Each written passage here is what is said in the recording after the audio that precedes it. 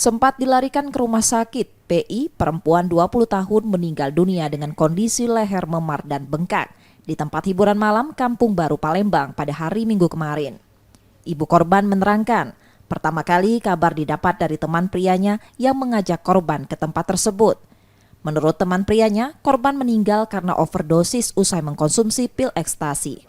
Merasa janggal, ibu korban melaporkan peristiwa ini ke polisi dan meminta jenazah anaknya diotopsi untuk mengetahui penyebab kematian. Belum, tidak ngabari meninggal, cuma kejang aja. Tapi setelah dilihat, Ya, meninggal anakku. katanya Kejang banget. kejang, tapi katanya overdosis Bu. Katanya. Ya Bu. Saya.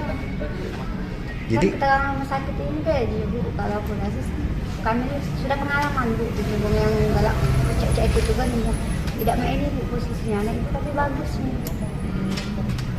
Kini keluarga masih menunggu hasil otopsi korban yang dilakukan di Rumah Sakit Bayangkara Palembang. Reski Oktora, Muklas Diferensial, Kompas TV, Palembang, Sumatera Selatan.